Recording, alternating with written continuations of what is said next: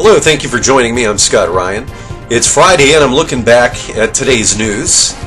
And of course, more is coming out about Wednesday night's primary debate in Mesa, Arizona. The fact that Mitt Romney again was caught in a lie as he stood there on stage and indicated that in Massachusetts, Catholic hospitals were not forced to give out contraceptives and other items to which they object.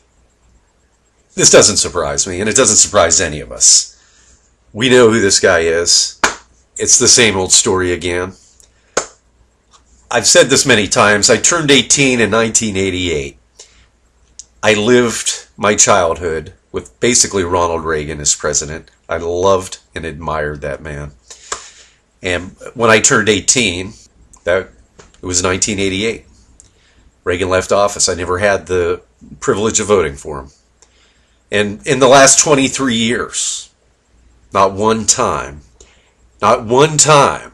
has the candidate whom I supported in the primary ever been the nominee. But every single time I've taken it for the team, so as they say. And I've listened to the nonsense about how if we don't vote for this nominee, if we don't throw our support on him, behind him, then look what we're going to get. It's the end of the world. I've ever since then been very active in politics. I've knocked on the doors literally. I've made the phone calls for hours. I've given the donations, grassroots, financial support, you name it. Look where it's gotten us. It's like an old school 70s hijacking. In a way, that's what the liberal establishment, the moderates as they call them, have been doing to us. The majority. For the last 23 years, they have told us, you're going to support this guy or else. Despite the fact that conservatives are the majority. This tail wagging the dog has gone on. And they've gotten away with it. They've told us that things are going to get better each time. But look where we are. We had 8 years of President Bush. We had the majority in the House and the Senate. Yet here we find ourselves going bankrupt as a nation. Obama, of course, is doing everything that he can to expedite that, and that was his intention from day one. This Romney notion that he's in above his head is an egregious display of credulity that is inexcusable. Of course, anyone who is rational can see that every single thing that this man has done from the beginning he took office has been to undermine and destroy everything that made America what it is. Conservatives are getting frustrated because we've allowed ourselves to be manipulated by these liberals who think we're just going to get in line after they hijack our party once again. And I really got to thinking. Conservatives, let me share this quote with you. It's one that I'm sure you will recognize. And I think it really summarizes our situation right now. Walt Kelly said, "We have met the enemy, and he is us." That really hits home to me. I think it explains our situation as conservatives. For the past almost 24 years since Reagan left office, we have allowed ourselves to be hijacked by the minority. We have allowed this liberal tail to wag the dog in the Republican Party. We can control this. We have the ability.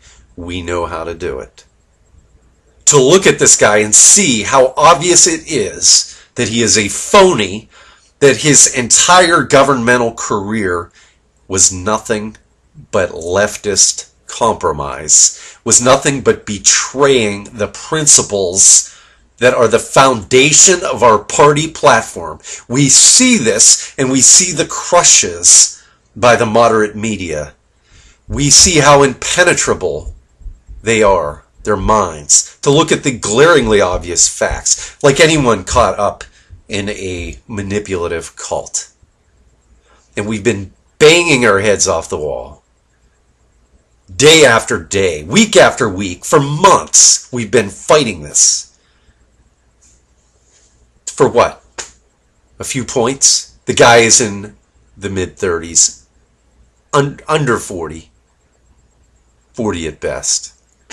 Focusing too much on Mitt Romney, I believe, is perhaps giving him undeserved gravity. It's actually adding an air of legitimacy to him that he simply does not deserve. We have devised a strategy, and it is circulating, and it's not something really esoteric. It's common sense. We conservatives have two candidates, and we know they're conservatives by the body, the totality of their work, decades of it. Yes, they've made some little faux pas. Yes, Romney has been able to lie and use his typical methods of half-truths and distortions to take little morsels out of their decades in public service to make it look like that summarizes the body of their work. Whereas he has to totally lie and circumvent and attack other people with his hundreds of millions of dollars just to avoid being accountable for his own. It is very clear when we look at the North, the South, the East, and the West. Mitt Romney is vulnerable. Mitt Romney is supported by the deluded minority and those who have vested interests that look forward to appointments and careers, betraying our country again and again, just like the liberals before them. All we have to do right now is resolve that we are going to put a stop to this. Enough is enough. It is very clear that Mitt Romney would be dealt a mortal blow if the conservative majority would simply defeat him in Michigan, in Arizona. That would be the death knell. It is very clear who the front runner is, and it happens to be Rick Santorum in Michigan and Arizona. It is very clear that Newt Gingrich has a number of states in the West, in the South, major states, where he is the clear front runner. We know these two men are the conservatives. All we have to do is defeat the enemy, which is ourselves, and get over our own crushes. This isn't about either candidate. I will support either one of them vehemently. I will put everything I have behind them, every minute I have to spare when one of them wins the nomination. But we have to stop taking this on the chin. We've heard the old definition of insanity, as they say. I hate that platitude, but they say that the definition of insanity is repeating the same mistake over and over again and expecting different results. Well, that's not the definition. I would say that's a consequence or a symptom of insanity, but nevertheless, the point is true.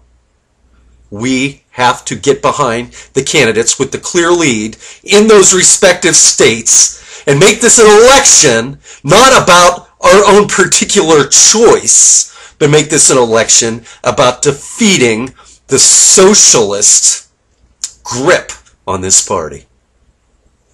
And I've seen this message resonate. I put this out in my video a few days ago, and I'll link that here at tableofwisdom.com. If you want to spread that and put it on your Facebook account, spread the word, because the elections are coming up this Tuesday. This is about us. We have been our own enemy. There's only one liberal left in this race. We need to coalesce behind the candidate who leads in each state by a large proportion until we can figure this out, take Romney out of this race, vote for Santorum in Michigan. Let's take this one state at a time. And if we can, Arizona as well. I mean, those voters are so impetuous and unpredictable. There's something very odd and peculiar about that state, so I wouldn't count on anything there. But if there are enough sensible conservatives, and I know there are some out there, if we can manage to give Santorum Arizona, it's all over. That's the death knell. but we need to work together. Elections are Tuesday. This is all about a few points. Conservatives, do we want to win this or not? Do we want to take the liberal out of the race or not? Do we want to find ourselves in November wallowing and complaining about the liberal hijacking of this party by a minority when we have every opportunity to use our brains and finally get the job done? We've got to spread the word. We've got to do it quickly. We can make this a landslide if we would just abandon our own personal prejudices or infatuations and stand behind the conservative in each race. Right now, take a snapshot and stand behind the conservative that has the best chance in each respective state. Thank you for joining me. I'm Scott Ryan.